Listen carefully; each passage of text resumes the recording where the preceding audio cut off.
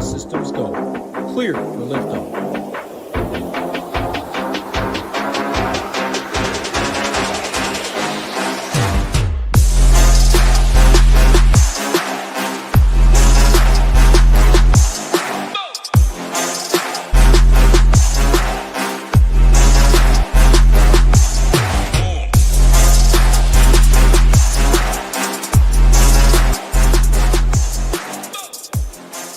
What is going on, golf fans? It's your boy Gsluke here with our round 3 preview for the Sentry. Gonna make sure you're ready for all of your exposure tomorrow. But first off, a look at the weather report, how that'll impact moving days action. We'll talk through some strategy, a look at some of the shots gained metrics, the stone out there from yesterday, see a few of the guys that were popping out there from round 2, and what we can learn from that heading into the next day of action. And then towards the end, we'll build a few lineups together to make sure we're all on the same page. But first off, say hi down there in chat as you guys file on in. And if you weren't here for the round 2 live stream, my name's Gsluke, maybe a new name for a few of you guys, and I'm going to be doing the Showdown live streams here for the SHIPIT Nation for all of 2025. So first off, hi, if I haven't seen you guys before, and welcome on into the content for round number 2. Before we truly dive on in, do want to remind you guys of the sponsor for the live stream, which of course is the SHIPIT Nation. And if you guys haven't already signed up there, make sure to use code Luke10 when you're signing up for a discount off any of your memberships. Great resource for all the PGA stuff that we're about to go through, but also a variety of the different other sports that you see on the graphic there too. It'd be NFL, NBA, PGA, MMA, got NHL, pretty much every sport that you could possibly think of covered over there by the SHIPIT Nation. A great community, a really process-based community where you can learn a lot if you're in their Discord, and some great tools and great people that are leading their website. So nothing but great things I can say about the SHIPIT Nation, and excited to hop on into this live stream. But first off, do want to say hi to everyone down there in chat. It's a cheers to round 3 showdown. Cheers to you. I got my coffee in hand. What's going on? Title, welcome on in. We got Michael, John down there as well, Steven, Philly, and Arnip. Hopefully you guys had a solid round 2 and are ready to get after it for round 3. We're going to start it off with a look at the scoring conditions, what we had for today, which were a whole lot different than what we had for Thursday. And that was to be expected with the winds dying down. I thought it would play in that -4 to -5 range. And by the end of the day, it was close to that -5 that I was calling for. So probably towards the easier end of those scoring conditions, and with a similar forecast out there for moving day, potentially even easier pins because it is Saturday, you could see better than a -5 scoring average. So if you split it by morning and afternoon, the side that played easier was actually the PM wave, which was unexpected to say the least. Now, the one thing I'll say is that when looking through the stats in rounds 1 and 2, the quote-unquote wave that played the easiest was the same side for both of the days. So if you remember for Thursday, right, the morning guys played like 0.57 shots easier. Today, it was a little bit less pronounced. It was closer to 0.4 shots. So not quite the same difference that we had for round 1, but it was the PM guys that got that advantage. So the AM wave from yesterday that had players like Xander Schauffele, maybe just had a higher level of talent compared to some of the other guys, could have been the reason for that discrepancy. Also worth noting that for round number 2, your 2 major outliers in terms of score, your only players that were over par were a Davis Riley and a Brian Harman, and both of them did have tee times that were early. So maybe that led to part of that difference that we saw today, which can happen in just a 60-player field. When somebody shoots a +7 like you have there with Davis, let alone that +1 that Brian Harman went out there and shot, that's a 7-shot difference over a 30-player sample size, which is pretty significant there at the end of the day. So maybe that was the reason for it, maybe not. Either way, out there for tomorrow, if we take a look at all 5 forecasts together, they look flat across the board. So pretty much no matter which one we look at here, you're talking about identical weather from morning to afternoon. Even the temperatures aren't going to change all that much. And I think the main difference in scoring that you're going to see out there for tomorrow isn't so much the actual scoring conditions, but the players themselves out there later. The later players are going to be some of your more informed guys, also in general, some of your better players that we have in this field. So I think just like you saw there in round number 2, that the PM guys might play to a slightly lower scoring average, but it's not like they're going to be playing under easier conditions. It has more to do with who's playing later in the day as opposed to the kind of conditions that they're playing in. There might be a slight advantage to having the softer greens early on, but I only think it's a slight advantage, if anything, out there for round number 3. So you can see at the NAM flat until maybe the last 3 or 4 hours. This is the one of the 5 models, the one that we can point out that does look like the AM wave guys might get slightly easier conditions, but Medio Blue looks extremely flat. In fact, maybe even calmer in the PM wave. Icon is pretty flat. Same thing with these top 2 models. So I don't think there's anything that's too actionable out there for our DFS lineup. So we haven't had the round 3 tee times drop yet. I will go ahead and refresh this just to make sure. But because we already had the 2 rounds in play, they're going to be doing threesomes off of hole number 1 if they're consistent with what they've done in past years, and they're going to start at the bottom of the leaderboard. Again, if they're consistent with what we've seen at this event in years past. So not quite the threesome strategy that we normally see. Typically with threesomes, they're going off of holes 1 and 10, but because this week they've been just going off of hole number 1, they only have those 60 players. I'd expect that to continue there into Saturday and Sunday. So the weather, those tee times, they don't really matter anyways to me if I don't see a massive edge to go out there and play. But I do want to go out there and mention that to anyone that wants to correlate a few lineups. If you're a large field GPP player, maybe you do stack some of those early tee times in hopes that the PM wave gets spicier conditions than what these guys are forecasted for. I said that same thing for round 2, didn't end up coming to fruition, obviously, with them playing a little bit easier than what you had in the morning. But that is always a possibility at these coastal tropical style golf courses. So definitely something that I want to throw out there to any of you large field players. But if you're in any other sort of contest, heck, even in the large field GPP, you don't have to play that sort of way if you don't want to out there. I just want to mention it for anyone that loves correlating with the weather, because it's at least a possibility out there for tomorrow.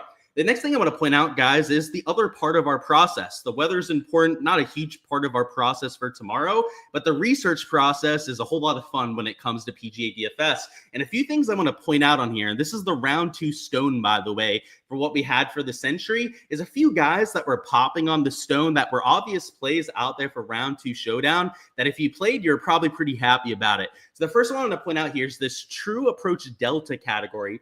Essentially gives us an idea of how good or bad compared to their baseline that they played in round number 1. And what you get here is you can see a Cantlay played 3 strokes worse than his baseline out there in round number 1. And he went out there and nuked out there for round number 2. You go down here to Davis Thompson, the only other player that we have over a 3 True Approach Delta on. You see 3.4 down there for Davis Thompson. He went out there and had one of the best rounds out of anyone in the field. So a few data points that you can use to your advantage. We talked about shots gained metrics yesterday. We're going to be doing the same thing here for round number 3. We could talk about guys that were putting over their head, which speaking of, if we go to some of those top scores for round number 2, so we go over here to round number 2 and sort it by shots gained putting. Let's look at some of the worst putters in the field. And I guess I don't want to pick on guys too much, but a lot of those guys, like a Will Zalatoris that had the pop round number 1, went out there and lost strokes putting. Cam Young, who gained like 5 strokes putting, I think it was like 4 actually, round number 1, he lost strokes putting in round number 2. You had guys like Tony Finau, he gained 5.5 strokes gained putting in round number 1. He went out there and lost strokes putting in round number 2. A lot of that putting regression that we talked about happened. Unfortunately, though, Justin Thomas, we were looking for the positive putting regression, did not get that. We did get it with guys like Keegan Bradley, though, so obviously it works in some cases. But I want to point out some of those stats over there. As round number 2, you saw a lot of guys coming back to their baseline. So I thought it was rather predictable, at least from the putting perspective. And we're going to be doing a lot of that same analysis that we were doing the other day. Let me bring up the stone. Let me see if there's any questions about the weather, any of that sort of stuff, before we talk about the shots gained metrics from round 2. What's up, fan? Round 3 showdown. Let's get it and make some money. Amen to that, Alan. And a good little segue for me to get some coffee in the system here. So here's what we're gonna do. When I'm looking at a round 3 showdown slate, I usually start with the approach metrics. I like to see who hit the ball the best out there in round number 2.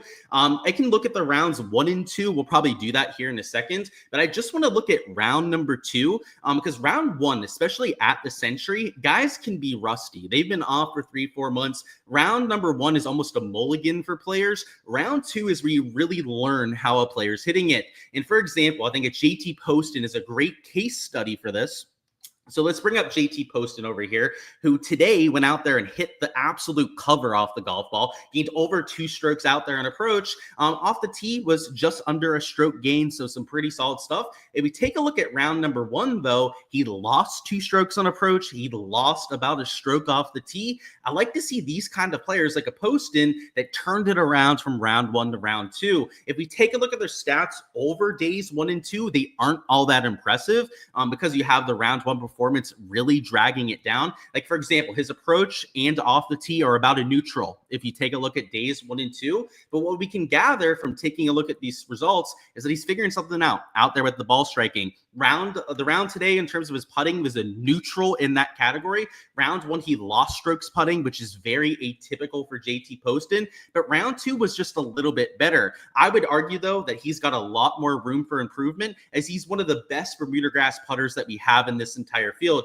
In fact, to give you guys the exact data point on JT Poston, he gains 0.41 shots gained putting on Bermuda grass for his career. So somebody that we're expecting a little bit more from out there on the greens. And if he can continue that momentum that he found with his ball striking today, these are the sort of plays that I'm looking to get to for a showdown play. So let's look through a few more of the shots gained metrics here, specifically the round 2 approach board. You've got guys like Xander up there at 2.5 shots gained approach. Robert McIntyre continues to hit the ball very well. Hideki's in first place. You'd probably expect him to be hitting the ball well as well. Guys like Hoagie, McNeely, right? There's a reason they're up there at the top. But I think the one that I want to point out here was the one we started with, Xander Schauffele, because he's the only one that's lost a bunch of strokes putting. You can see his score is -4 over the first few days, which is 6 to even hole 10 to 12 shots behind a few of these other guys up top. He's got nearly identical approach numbers to some of those top tier players. He also wasn't his best self off the tee. Part of the reason he's only -4 through the first few days. But Xander Schauffele is not this sort of putter. He's normally a lot better out there on Bermuda, gains 0.3 shots gained Bermuda grass per round out there for his career baseline. So just like Poston, you'd expect some sort of putting regression there at some point. Maybe it is rust.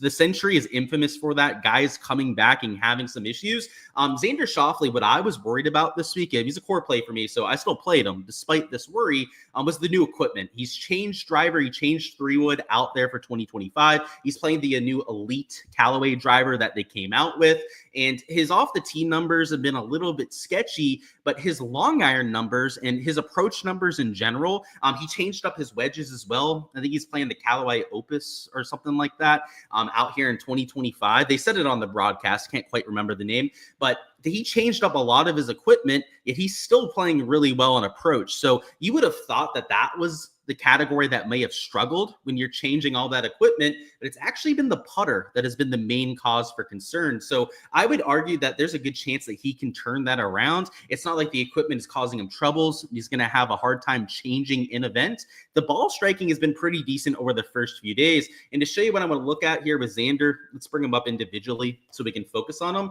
Round number 1, he was slightly into the negative on approach, a little bit into the positive off the tee. He was about neutral in all 4 stat categories, and that just screams rust to me. It's kind of like the JT Poston play where he just kind of didn't have it out there on Thursday. That's kind of what I'm seeing out there with this Xander Schauffele. So he's potentially a guy that we want to keep an eye on here too. Let's go through a few other names on here. So I'm going to sort this by rounds 1 and 2. We're going to make this the whole encapsulation of the event so far. And I'm going to sort this by ball striking. So we're going to combine approach play and off the tee.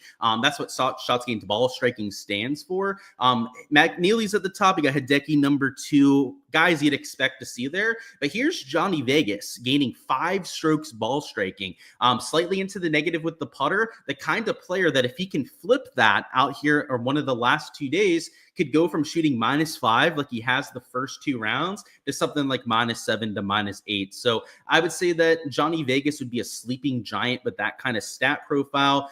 Keegan Bradley just had an amazing round today. Approach play was dialed in. Just in general to this week, approach play has been dialed in too. It had a really good putting day out there today. Let's see who else. Morikawa's hitting the ball well. Always seems to play well around this golf course. It'd be hard to argue against him pretty much any round at this event other than Sunday if he's in contention. Don't ask him about what happened last time he was in contention here. Robert McIntyre, he hasn't even putted well this week. So if you take a look at his round 2 stats, McIntyre is also a sleeping giant in my opinion. And the reason I say that is his approach play today. Round 1, it was great too. He gained 1.2 strokes on approach, but today it was even better. He gained nearly 2.6 shots gained approach. He was a little bit worse than usual off the tee. He's one of the better off the tee players that we have in this field. So the fact that he lost strokes off the tee, a little bit concerning, but I think he could probably turn it around if he puts his mind to it. The issue is the putter. In round 1, it was horrible. He lost 2 strokes putting. He gained today, so he gained 0.8 strokes out there in round number 2, but all of that was late. It was the 30-footer he made on 18. He also made, I think it was like a 25-footer on 15. So there were a few putts on those last 4 holes that took him from a negative out there into a positive. I mean, if he starts to make those putts more regularly, and he usually does. In fact, if I give you his shots gained putting on Bermuda grass, which I will here in just a second, McIntyre for his career is a gainer out there on Bermuda grass, the kind of player that could just go off out there with those kind of shots gained metrics. So I really like how he's hitting the ball, hit the ball decently round 1, but improved on that in round number 2. And that kind of positive momentum where you're going from that rusty round 1 to round 2 where you get it going is what I'm looking for in players. And just to show you maybe guys that are going the opposite direction, we don't want guys that got lucky in round number 1 and that just cannot get it going with their ball striking. So an example of that might be a Tony Finau. So let's bring up Tony Finau. He didn't have a terrible round number 2, but he lost strokes off the tee and on approach round 1, but he got away with it because he gained nearly 6 strokes putting, which is just crazy. It's his best putting performance ever. Round 2, though, look at this. He lost strokes off the tee and was just a slight gainer out there with his approach play. So he's not playing terribly. He didn't, especially on approach, slight gain in this strong a field isn't anything to completely overlook. But look at this, right? Just in general, he only shot -6 today. That was on a scoring average of -4.9. He mostly did it out there. Actually, how did he get there? He lost strokes, but he shot -6 today. That doesn't add up when you do the shots gained metrics, huh? By the way they do the shots gained metrics, of course, is, if the scoring average is 5 under and you shoot -6, that should be 1 stroke into the positive. So for whatever reason, I guess that number's off there. Maybe it's the combination of days 1 and 2 that they have there. Either way, though, he's trending in the wrong direction, right? Round number 1 didn't hit the ball very well. Round number 2 was sketchy at best, about average, and came to his shots gained approach. These aren't the sort of players that I'm looking to get to. I want guys with a little bit more positive momentum. So just to show you a few guys that kind of struggled out there in round number 2, Davis Riley, by the way, looks broken based on what we saw with this scoring. I wouldn't say that he's unplayable in Showdown because we've seen guys figure it out from day to day. But he had about as bad of a round as you could possibly get. I mean, we just have the round 2 stats on here, out here for Davis Riley. And you can see he lost 7.5 strokes off the tee, which doesn't even seem like a real number. Xander is priming up for a weekend 66-62 to backdoor that top 10. Feels like he does that quite often. So wouldn't surprise me at all, Alan. And stat-wise, he's kind of setting up for it, like you said. Let's look at a few other things. I'm going to look at the guys that lost a bunch around the green round number 2. So Austin Eckroat, he lost 2.5 strokes around the green. Probably not going to happen again. Davis Riley lost 1.7 strokes. That might happen again with how broken he looked out there. But JT losing 1.3 strokes around the green, that is not something that we're likely going to see again. He's a very, very good around the green player. In fact, in that one clip the PGA Tour did when they asked tour players who the best around the green player was, the most answered guy was Justin Thomas. So the fact that he lost strokes around the green, very surprising, let alone 1.3 strokes out there in that category. Who else do we have here? Johnny Vegas, Cam Davis. They're not the best short game players, so I don't know if I want to give them the same leash that I'll give a Justin Thomas. But like even Xander here. Xander's a very good short game player, and he lost nearly 0.9 strokes when it came to the around the green play. So these are the kind of players that, you maybe give a chance to out there for round number 3. Now, JT's ball striking faltered round number 2 as well. So, Schauffele, we already mentioned, gained 2.6 strokes approach. Like, that's great. Justin Thomas, though, lost about a half a stroke on approach, lost about a half a stroke when it came to his off the tee play. So it's a little bit harder to overlook that for round 3. Now, the ownership on JT, because the stats look horrible, is going to be a lot lower than what we had for round number 2. So if you're looking for a true pivot on JT, he's probably going to be like 15 to 18% owned, I would imagine, out there in GPPs. It's going to be a lot easier to do so out there for tomorrow than what you had for main slate and what you had for Showdown today. So I guess that's some sort of positive out there for JT, but the stat profile is not great, as you can tell from what we're looking at there. Anyone else? Kevin Yu, Billy Horschel. Billy Horschel is pretty good around the green, so that's kind of surprising that he lost 0.7 shots there. And then, McIntyre losing about a half a stroke around the green. Not something that we see all that often. Let's look at some of the really bad putting performances today. So we already know about the Xander Schauffele one, losing 2.5 strokes. But Brian Harman losing 2 strokes putting, that's not something that we say every day. Sungjae Im. Now, this one is what I want to point out, because it's not just the fact that he lost 2 strokes when it came to his putting, but let's look at the other categories, right? So Sungjae over here, 1.977 shots into the negative on the greens, but he gained on approach nearly 1.5 strokes, gained about 3/4 of a stroke off the tee when it came to his shots gained. His ball strike in general, about 2 strokes out there in round 2. If he's even a neutral out there with the putter, that's a -6 round. If he goes out there and he gains out there on Bermuda grass, like he's used to out there in his career, and he has a massive day out there round 3. So for his career, by the way, he gains about 1/3 of a stroke per round out there on Bermuda grass. So a lot of room for improvement on somebody like a Sungjae Im. So somebody that maybe has some putting regression coming to them. And by the way, if you go to round number 1 and bring up Sungjae, which I'll do that real quick here. You can see he gained strokes on the greens out here in round number 1. So it's not even like we have to go back to past years to find Sungjae having success. And if you take a look at his track record at this event, I guess they don't have it up on this specific tab, but if you do, he has a really good track record around Kapalua. So I think he's got a good chance to get a little bounce back out there for round number 3. Let's see, any other categories I want to go through? Let's look at the birdie leaders through the first few rounds. So if we're looking for players that have been aggressive, but you might not necessarily see it with their score, a Cam Davis is number 1 in the field, or at least tied for first in the field when it comes to birdies or better, but he's only -9. So maybe playing better than you'd give him credit for. A Johnny Vegas, same thing. Austin Eckroat playing better than the scorecard indicates. Also there with Adam Scott, who's only -9 with the 15 birdies.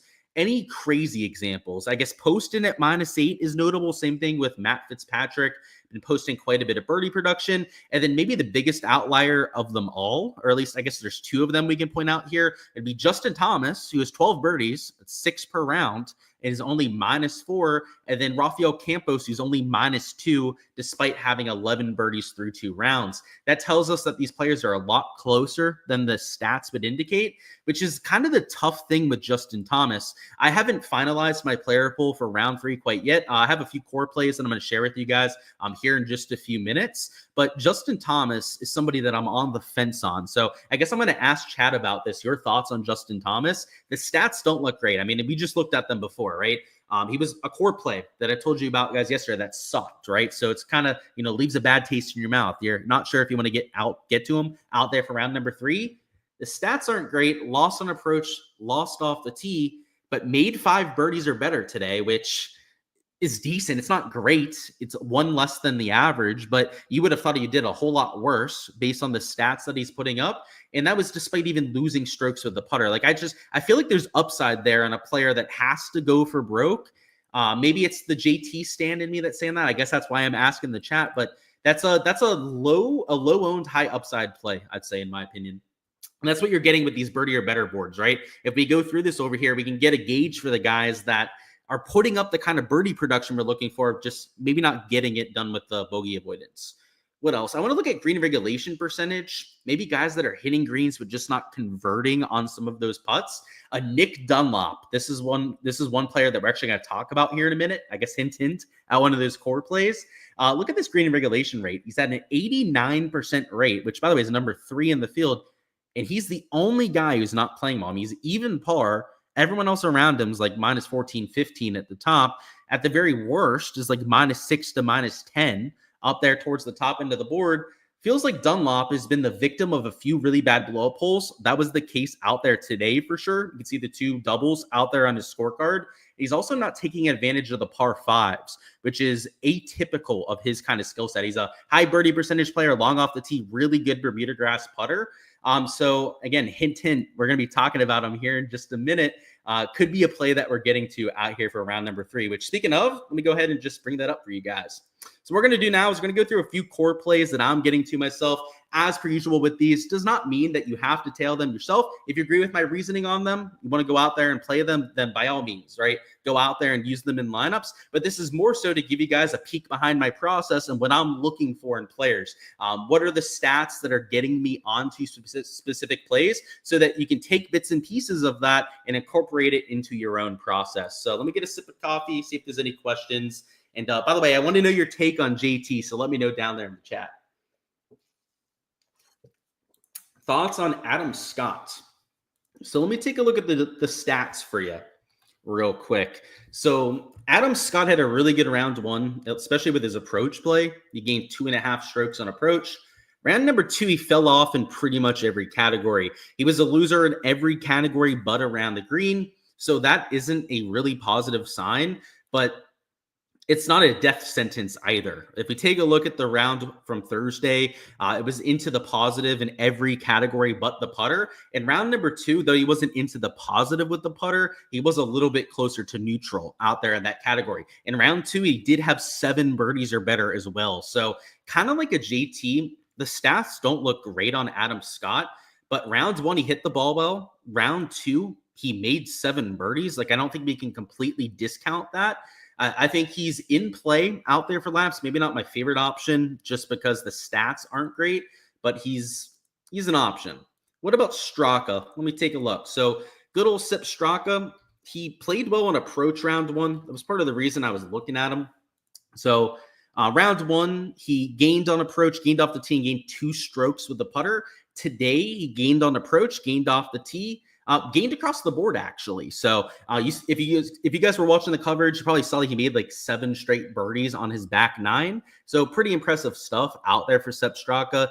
The issue I would have is anytime you go out there, you've had a really good 2 rounds. You went nuclear low out there your last 9 holes. It's pretty tough to go out there and repeat that out there the very next day. The shots gained profile, though, if you just take a look at it over the first 2 rounds, it looks rather sustainable. I mean, his only negative categories around the green, where he's losing 1.4 strokes over the first 2 rounds, well into the positive off the tee. Same thing with his approach play, over 1.5 strokes gained. I don't know. I'm not going to talk you off of Sepp Straka. The only negative I would say would be the fact that he played so well the first few days. It's tough to back that up. JT's perfect for underdog. Yeah, for birdies, I think so too. JT also missed a 2-foot birdie.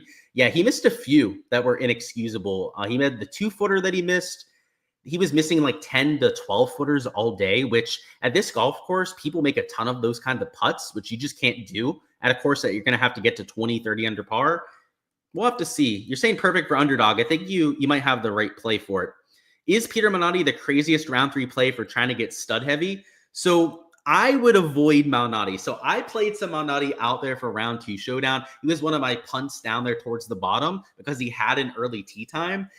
You usually don't play him after he goes low because he's the kind of guy that he does not string together low rounds. In fact, when he did it, he won the Valspar Championship, and that is something he does like once every 3-4 years. So I wouldn't count on it with Malnati. He's probably a stay away for me. The ownership on him is a little bit higher than it otherwise would be because he went so low in round number 2. So I just think there's probably better spots to use him. Like, if you wait around, he doesn't have his best stuff Saturday. Like Sunday Showdown, he might be sub 2% owned again. So I'd probably wait for that. What's up with JT? I was talking about him as a potential play. So the question I asked, maybe you just tuned in. I was asking like whether you think he's a potential option. And the reason I was saying that is the stats look a little bit sketchy, but he's making birdies. So do you think that's a sign that he's got a chance to go out there and figure it out round number 3? Or do you think he's just broken? Is I guess the question I was asking people. Thomas Dietrich, you love him, but he's on your best ball lineups too. Yeah, by the way, the best ball is a lot of fun this year, what they're doing over there in Underdog. So I've got to check on my lineups. I think I've got 15 that I entered. It was 10 into the $10. So not a big investment out there from my end, but a few bigger dollar lineups that I did in some of the smaller field stuff. But let's take a look at Dietrich for you. So Thomas Dietrich over the first few days is into the positive in all 4 categories. So hard to really poke a hole in that kind of stat profile. I guess what we're going to focus on here would be round number 2. He gained both off the tee and on approach. That's solid. That's what we want to see. And he gained out there with the putter. Kind of like a Malnati, I will say that Dietrich is a little bit of a loose cannon, not the most consistent player that we have out there on tour. Like, there's a reason why he hasn't contended very often. He has been close to first round leader quite often, though. So he's got ceiling performance all over him. He does have potential to get to a super low score. But like, even on the DP World Tour, he's the kind of guy that's hit or miss. He's a perfect showdown play when you can get him right. But kind of like Malnati, I think you're just 1 round late. You're playing him at higher ownership because of how he's played the first few days. He's also higher priced because of his position on the leaderboard. By the way, if you don't know how it works, DraftKings does incorporate leaderboard position into the price for rounds 2 and 3. It comes out early. The pricing comes out early in the day, so it doesn't completely account for the leaderboard, but you're going to get a higher price tag on Dietrich than what you otherwise would have gotten. So I'd probably wait a day on him. I do think he's playing well, though. I think he can keep it up for your, lineups and whatnot, but maybe not the best play for showdown, if that makes sense. Let's talk about my core plays, though. So we're going to go through these rather quickly. I've got my projections up here. So this is from my Patreon page. So that's what you're seeing with these projections. Just a disclaimer, these are not the SHIPIT Nation stuff. If you go over there and join that site, again, code Luke10, discount off any SHIPIT Nation membership. But you can see on here, I've got Xander at about 23.4% owned, which is decent ownership, but it's not quite the chalk. You have on guys like a Colin Morikawa or Hideki Matsuyama. I've got those guys a little bit over 30% out there in my ownership projections. And Xander Schauffele, as we mentioned in the stats section, this is the kind of guy who just needs to have a neutral putter to go out there and shoot something like -4, -5. Let alone if he gains out there on these Bermuda grass greens, he could shoot something like -7 to -9. So, I don't think it's a hot take to say that Xander Schauffele could have a good day. I mean, he's the best player in this field. I don't think it's going to take you that much convincing on this sort of play, but the stats would indicate that he's a great play out there for round 3. So the ownership's a little bit lower than what it otherwise would be. He's a little bit of a pivot off of a Colin Morikawa, which I'll take with the stat profile actually looking a little bit more favorable for Xander than what it does for guys like a Colin Morikawa. Next core play is going to be Sungjae Im, who's also relatively high owned. So we're not getting a bunch of leverage on these top 2 plays. The bottom 2 are going to take care of that, though, when it comes to the leverage. So no worries when it comes to the ownership with this core. But $9,600 Sungjae Im is primed to go out there and improve his performance. Lost a bunch of strokes out there with his putting, but has hit the ball decently over the first few days. And as we went through during that stats section, he's the kind of player that on Bermuda grass is normally a lot better than what we got from him in round number 2. Still went out there and made a ton of birdies out there today, but could have had an even better performance if he would have made just even some of those simple 5 to 10 footers. So kind of like Justin Thomas, you have a lot of room for improvement, but the difference between Sungjae and a JT and why, I don't really have to ask you guys about Sungjae. Like, I know he's a good play out there in my process for tomorrow is because he's actually hitting the ball well. Like, he's showing us that he's executing, that he's not super rusty after some time off.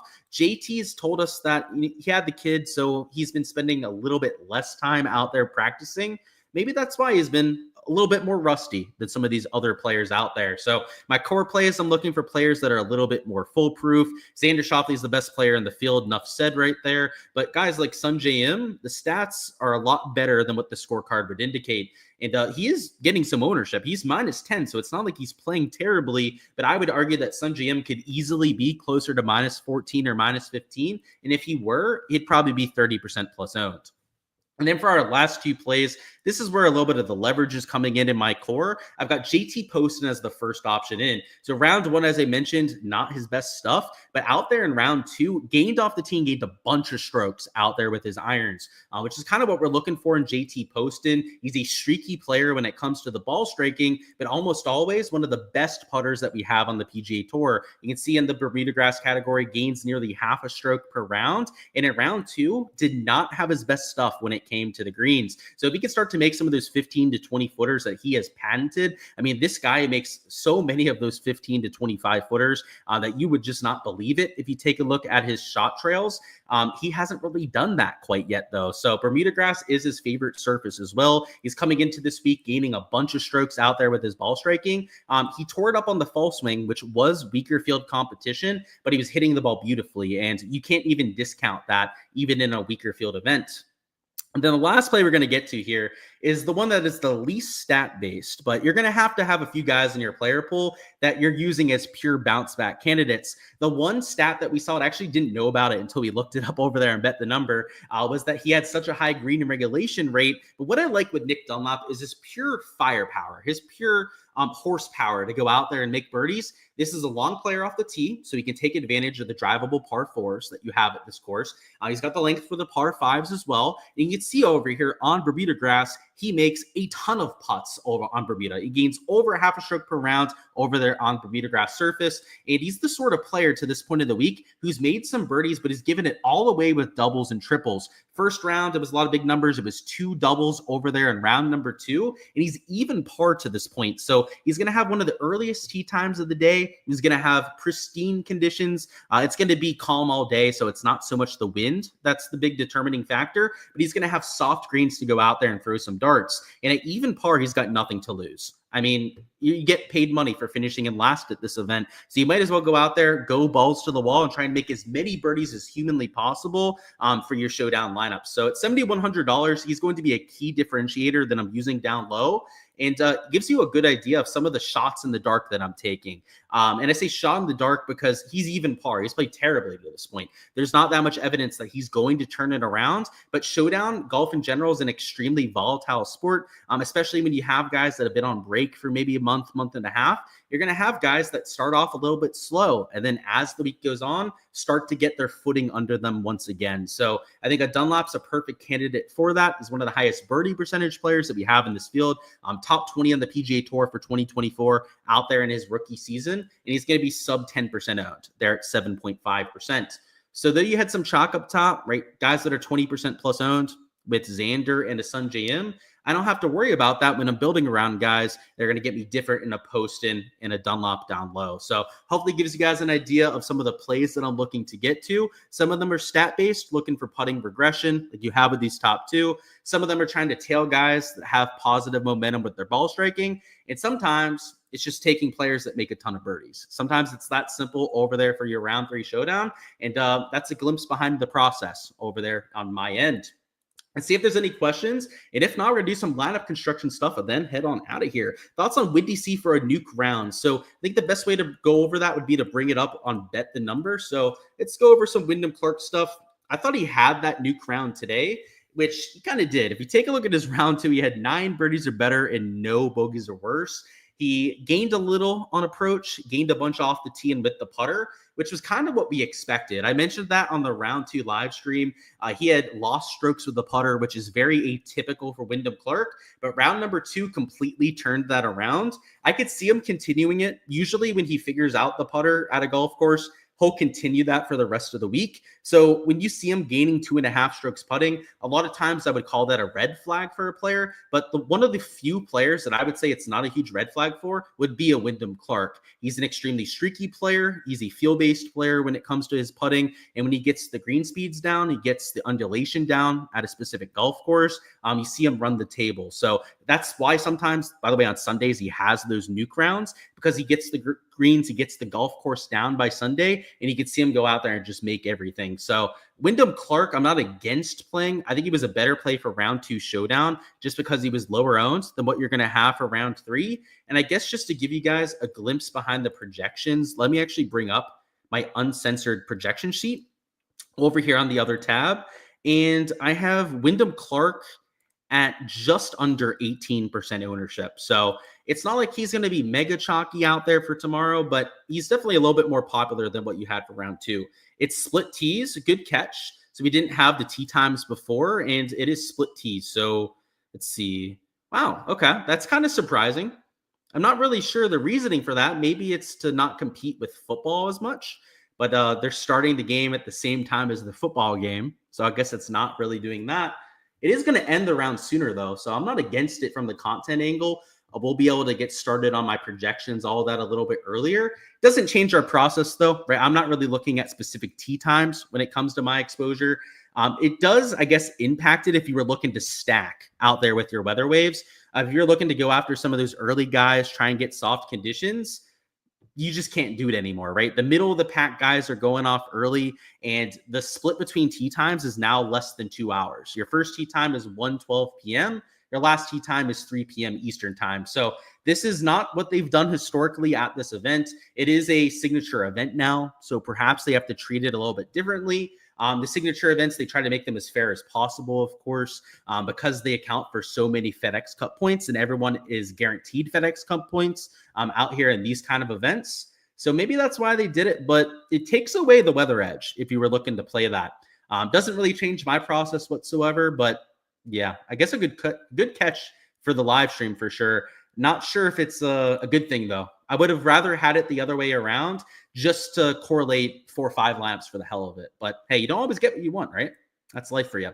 Let's go over here on DraftKings. So we're going to talk through some lineup construction together and give you guys an idea of what you should be thinking about when you're actually clicking guys into lineups. And a lot of that comes down to the contests that you're entering. And so for the sake of this, we're going to go through a large field GPP lineup, just as it's the most extreme example of what you need to be thinking about with ownership. And anytime you're playing in a large field GPP, you're mostly thinking about trying to have enough leverage in that lineup. The reason why we obsess over this leverage word when it comes to DFS is because you're playing against a bunch of other people. Like, this isn't your 10 team league, fantasy league, where you just got to beat 9 other people to win. In this contest, you're playing 20 to 50,000 other people sometimes. For Showdown this early in the year, probably closer to like 5 to maybe 10,000 entries out here for round 3 Showdown. But even in that kind of sample size, and people can pick the same players, right? Fantasy league, obviously, can only pick one set of players. You're playing against that many other people, and they can pick the same players as you. You need to be trying to beat the rest of the field. And we can go into all the nuances here. This isn't a process-based video that we're doing here, but if you duplicate yourself and you don't have leverage out there in lineups, that's the worst thing that you can do out there in the large field GPPs. So when we're going through, we're clicking players. I always say the best way to start off, especially if you're new with PGA DFS, is to get your leverage out of the way first, right? Just before you go out there, you start clicking in any of your chalk, any of your core plays, figure out where you're going to get different to the field. So I'm going to throw in right off the bat, not even going to think about spending up top. I'm going to throw it in Nick Dunlop. And I'm also going to go down here and I'm going to throw in a Steven Jaeger into this build. So Dunlop, sub 10%, but also Jaeger there at sub 10%. So I've got 2 guys that I can guarantee are going to give me a bunch of leverage towards the rest of the field. I'm going to throw in a Xander Schauffele here because we have 2 really cheap guys already in this lineup.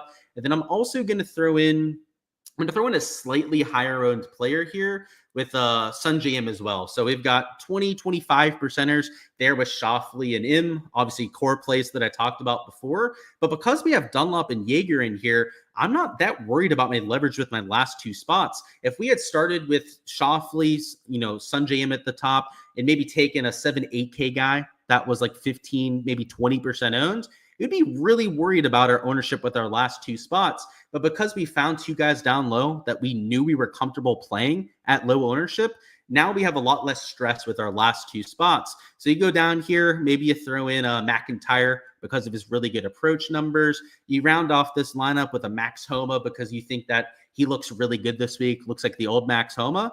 That kind of lineup is going to be fine when it comes to the ownership, even in the large field GPP, because you were intentional about mixing in your leverage early. That's what I like to recommend to people that are newer to building lineups, because it automatically guarantees that you're building the right way. The only way that you can really build terrible GPP lineups is if you're too chalky and if you're going to duplicate yourself with like 3 to 5 other people. That's the cardinal sin when it comes to going out there and playing PGA DFS. And you can even get more leverage than this if you wanted to. If you wanted to leave salary on the table, maybe even mix in another player that's sub 10%. So like maybe a Denny McCarthy at like 7,200, that would be leaving like $200 on the table, then do it, right? Like that's an option that you could use out there in your lineups. You don't have to force in the extra differentiation, but if you just want to ensure that you're not going to duplicate yourself, you want to give yourself a little bit more ability to move up these leaderboards if you get it right, you could take that direction as well. But I guess the point of this is first off to show you a strategy to go out there and make sure that you're different, but also to show you that you don't have to make it rocket science. You don't have to have a pivot at all 6 spots in your lineup. You know, chalk is chalk for a reason sometimes. You know, I hear people all the time talking about chalk and like, you have to avoid it like the plague. In some cases, it's a really good idea to avoid the chalk, to leverage against the rest of the field. But if there's a few guys in your lineup that are 15 to 20% owned, you don't have to panic about it. You can have 1, maybe 2 pieces of that if the rest of your lineup has reasonable or low-owned guys mixed in. So that's what you're getting with that kind of lineup construction. Not to say that those specific combination of players are going to be a lineup that I go with, but I more so wanted to give you guys a peek behind my process and what I'm thinking about when I'm building like a single entry lineup. Now, or by hand, I should say, not for a single entry. That's what large field GPP, as I mentioned before, but what I'm thinking about when I'm building by hand is what I meant to say. So if you have any specific DFS questions still, feel free to go ahead and let me know down in the chat. But that is all I've got out here for round number 3. Where are we at? What's going on, Steve? Cheers to that. Go Cole it. And I see you in the Discord all the time. So cheers to you, active member of the community. And any love for Eric Cole, you said. So I got to say, I love Eric Cole. He's a legend down here in my community, down here in Delray Beach. But Eric Cole, how did he play round 2? A lot better than round 1. Round 1, he looked lost, for lack of a better word. He lost in every category but around the green, which around the green gaining means next to nothing out here in PGA DFS. Round number 2, it was a little better. I mean, he's not dark red in any of those categories, but he gained off the tee and then lost on approach. I would say that this is some positive momentum that he has going for him, but it's not a ton of positive momentum. Like he's got some stuff going for him, but I'm not sure I'm screaming from the rooftops wanting to go out there and play Eric Cole. He's the kind of guy, he's sub 10% owned. You're going to get leverage if you play him in lineups. I don't have him getting a lot of steam out there in round 3 showdown, but he's a little bit of a risky proposition. He hasn't really shown us that he has the ball striking this week, but that also doesn't mean that he can't figure it out there for round number 3. So yeah, I'd say Eric Cole definitely in play for your lineups. A little bit of a risky play though. That's the only added caveat I'd give there for Eric. Do I ever dabble in the Corn Ferry? So I watch it, Steve. I don't usually play DFS for the Corn Ferry. I'm a little bit too preoccupied with the content angle with DFS for NFL, golf to truly appreciate all the Corn Ferry stuff. But maybe if I had projections and some more reliable stats for it, I'd be all up for it, Steve. So not something that I've done quite yet, but maybe at some point something that I'll dive into. It's a lot of fun to watch, though. I always love seeing some of the young up-and-coming studs that we have on that side. And it gives us a really good scouting report for when they get to the PGA Tour as well. So that's kind of why I like to do it. It gives me a good way to like give you guys the insight when they finally make it up here. But that's all I've got out there for round number 3, guys. Go ahead, smash that like button if you guys haven't already. Also subscribe to the SHIPIT Nation YouTube channel so you don't miss any of the content throughout the rest of the year. For round 4, we'll be doing the same thing for Showdown. So make sure to stop on by for all of that, as well as make sure to stop on by for my prop and betting live stream. It'll be doing at 11 p.m. Eastern time. At 11, we'll be going through the weather, pin locations in detail, stat averages out there from round number 2, as well as underdog prize picks value for round number 3, as well as some like matchups and free balls on DraftKings and FanDuel. So if you're not just a DFS player, if you're somebody that does all that betting stuff, prop stuff on either of those sites, make sure to stop on by my YouTube channel for all of that. That is the Gsluke YouTube channel, my channel that you've probably seen me on before over there on YouTube. On my X/Twitter, I'll be posting that when I'm going live. So make sure to check on all of that. Best of luck out there with round number 3, guys. And let's get it.